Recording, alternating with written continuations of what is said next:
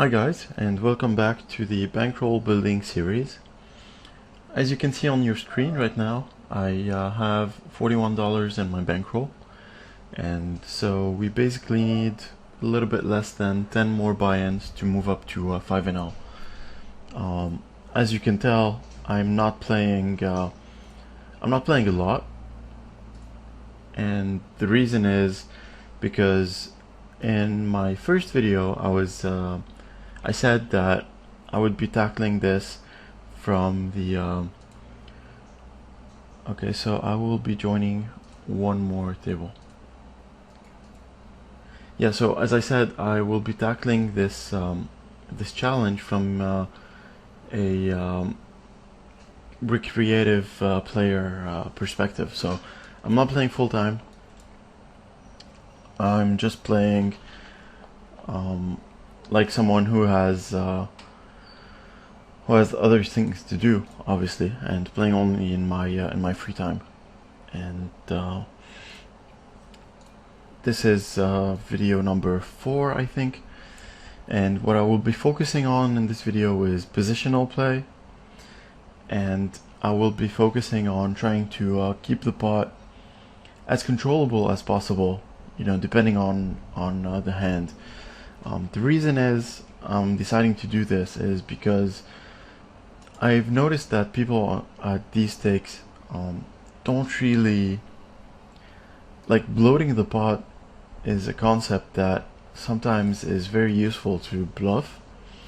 So you kind of bloat up the pot and take players out of their comfort zone with their marginal holdings.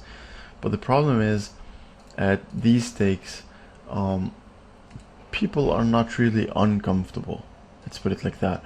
So most people are obviously fishy players. Against the reg-ish players, it's going to be different. But we're playing Zoom, so we don't have any knowledge who's a reg and who's not. So against the fishy players, it's not really going to be useful to bloat the pot to kind of put them out of their comfort zone, because they don't have the concept of my hand can tolerate X amount of pressure and stuff like that. So basically they were just looking at their hand and playing accordingly, and that's why I decided to basically just keep the pot controllable.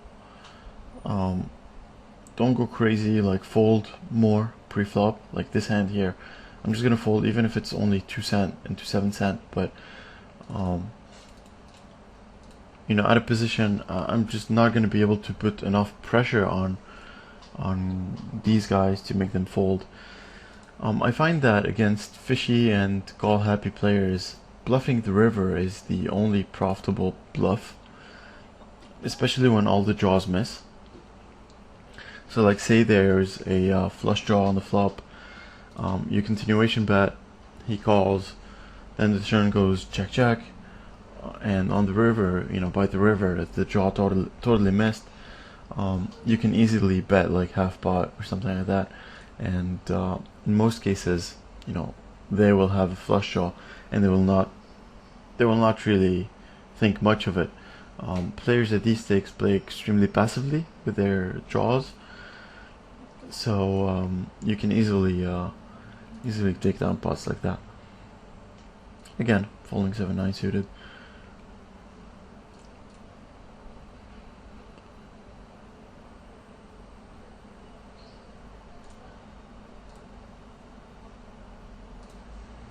Pocket deuces on a board like that, I don't have any reads on this guy, so I'd said just c-bet, because I don't think a random range would hit this board too often. But at the same time, if I had more information about how passive he is, I could sometimes just check down and hope to go for showdown. But I don't have that kind of information. And this guy, I have 6 hands. I'm just not gonna stack off pre-flop yet. I'm just going to call, and on a board like that, especially when he checks, I'll be happy getting a lot of money in. I decided to make it 2/3 pot, but I could have made it easily bigger. But I'm betting this much because you know, I can easily get all the money in.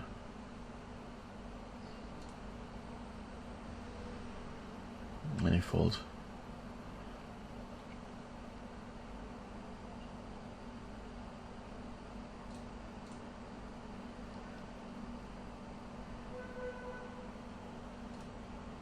On pocket deuces, out of position.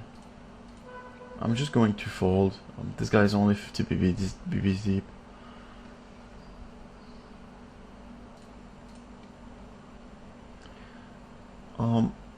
I will see bet here, just because there are so many overcards to my pair that can come on a turn. If I had something like jacks or queens, I'd be more inclined to check. But with the pocket eights, there's really a lot of stuff that can come and that I would not be happy with.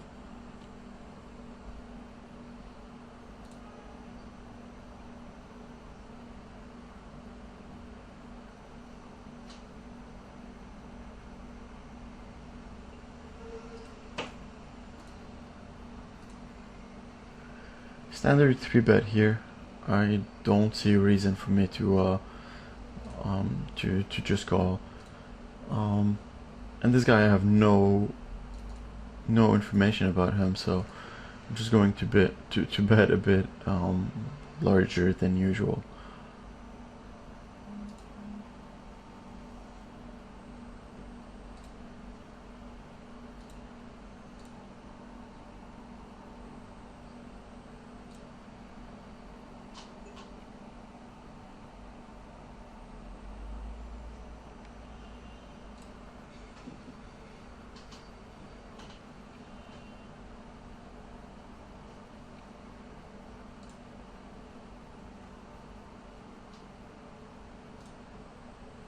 I will steal with suited hands from the button. This is a hand that I can 3-bet, but again, I don't have reason to 3-bet bluff, especially against totally unknowns. So just gonna stay on the tighter side, I guess.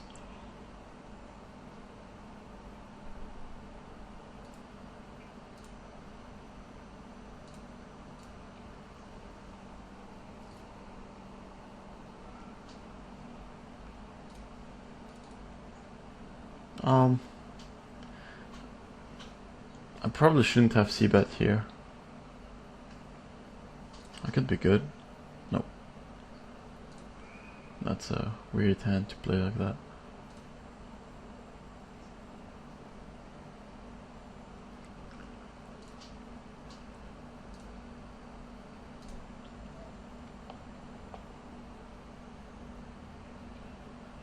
Eight, 9 offsuit. I will steal, but I'm just not gonna go too far post flop with it. The reason I'm stealing is because they don't have to fold too often to a steal to make it profitable. Here I am 3-betting really big, despite the fact that he's short. But usually what I would do is if someone is short, I would 3-bet smaller. But again, you know, we have no information about all of these guys, and there's just no reason not to just commit, basically. This guy has less than a pot size bet left, but I want to get this guy to fold, and I don't want to commit too much money, so I'm going to make it 40 cent, basically committing myself against him. But if this guy goes over the top or something, I'll just fold, you know. And he had 8s, which is fine. It was pre-flop was a flip, and when I put so much money, when there's only one pot size bet left, I'm just never gonna fold.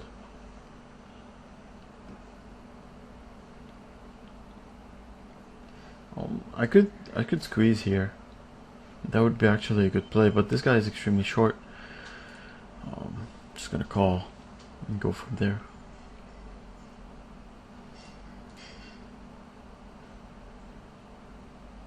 I will raise just because a lot of people just donk, bet, and fold.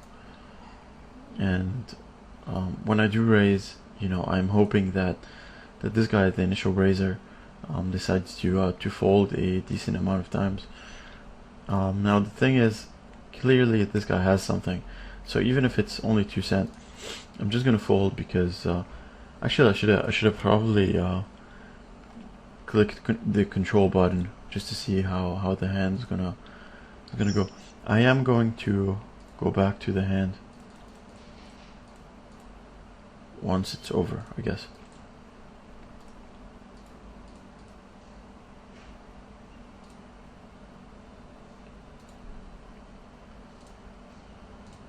Let's see.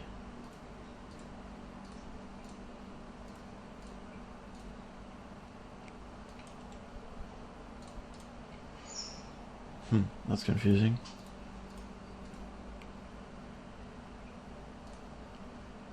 I can't seem to find the hand here. Oh, okay, I got it.